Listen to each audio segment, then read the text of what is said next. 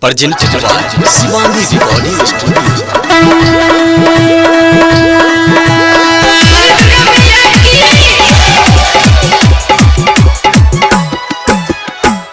एलना बारात कलसा उठैबोगे गे महियो नाम लिखबा दे। एलना बारात कलसा उठैबोगे गे महियो नाम लिखबा दे।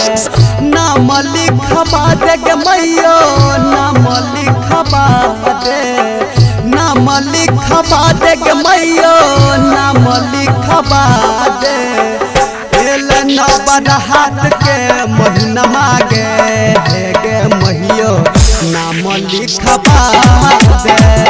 एलना बारात के महीना मागे गे महियो नाम लिखबा दे। नाम लिखबा दे।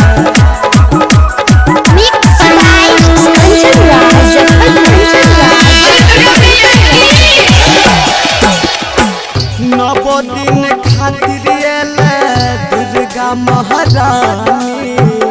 हमहू जेबै मैया सबसे अगाड़ी। संगही में एलै भैरो भैया गे महियो नाम लिखबा दे। एलना बारात कलसा उठैबोगे गे महियो नाम लिखबा दे। Presented by Shivani Recording Studio. Mixed by Kanchan Raj, Kanchan Raj, Kanchan Raj, साथी सहेली हमर केने छो तैयारी। राइटर अमरजीत सबसे पछारी।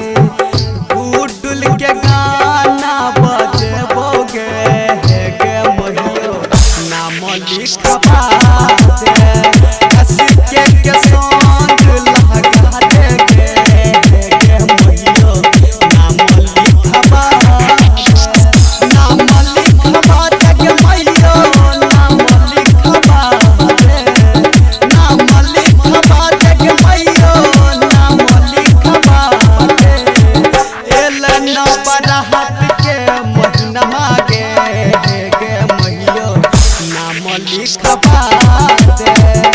एलना बारात के महीना मागे गे महियो नाम लिखबा दे। Presented by Shivani Recording Studio.